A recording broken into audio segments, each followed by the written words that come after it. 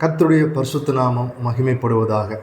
கர்த்தர் இஸ்ரவேல் ஜனங்களுக்காக தேர்ந்தெடுக்கப்பட்ட முதல் ராஜா சவுல் ராஜா அப்படின்னு நம்ம எல்லாருக்கும் தெரியும்.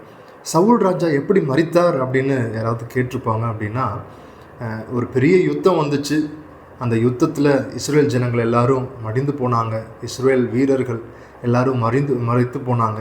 கடைசியில் சவுல் தாக்கு பிடிக்க முடியாமல் தன்னைத்தானே தன்னுடைய வாளை நிறுத்தி அதிலேயே அவர் இறந்து விட்டார், தற்கொலை செய்து கொண்டார் அப்படிங்கிற ஒரு செய்தி அது எல்லாருக்கும் தெரிந்த ஒரு காரியம்.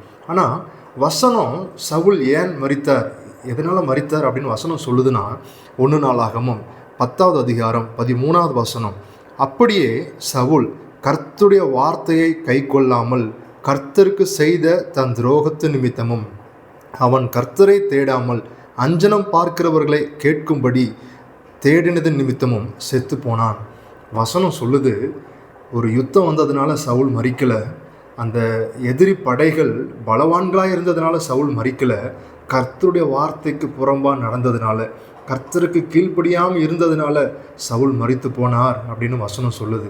அதே தாவீதை பற்றி நம்ம பார்க்கும்போது, தாவீது மிகவும் ஒரு வெற்றியுள்ள ஒரு ராஜாவாக இருந்தார்.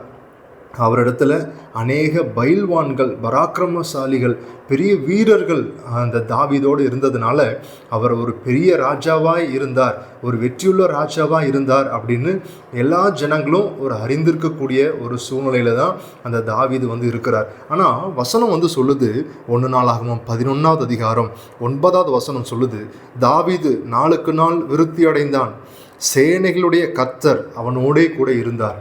தாவீது விருத்தி அடைந்ததுக்கு காரணம் பலவான்கள் மட்டும் அல்ல, கர்த்தர் அவரோடு இருந்தார், தாவீதோடு கர்த்தர் இருந்தார்.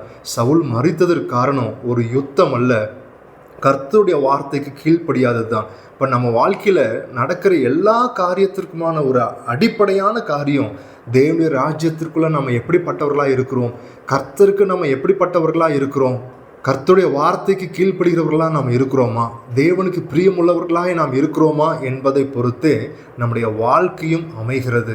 ஒருவேளை கர்த்தருக்கு பிரியமில்லாமல் உலக பிரகாரமான காரியங்களில் நம்ம பல காரியங்களை செய்கிறவங்களாக நம்ம இருக்கலாம், ஒரு வெற்றி உள்ள ஒரு நபர்களாக இருப்பது போல தோன்றலாம். ஆனால் உண்மையான வெற்றி கர்த்தருடைய ராஜ்யத்தில், தேவனுடைய காரியத்தில், அவருடைய வார்த்தைக்கு நம்ம எப்படி கீழ்ப்படுகிறோம், அவருக்கு நம்ம எந்த அளவுக்கு முக்கியத்துவம் கொடுக்குறோமோ அதை பொறுத்து தான் நம்முடைய வாழ்க்கையும் நம்முடைய வெற்றியும் அமைந்திருக்கிறது. கர்த்தர் தாமே தேவனுடைய ராஜ்யத்திற்கு முதலிடம் கொடுத்து தேவனுக்கு பிரியமானதை செய்வதற்கு தேவன் தாமே நமக்கு உதவி செய்வாராக. ஆமென்.